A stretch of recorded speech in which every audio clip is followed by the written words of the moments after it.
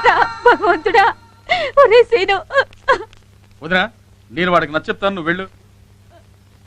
ఏంట్రా సీను, జరిగిందే తలుచుకుంటూ నువ్వు బాధపడుతూ అమ్మానాలను బాధపెట్టడం కరెక్ట్ కాదురా.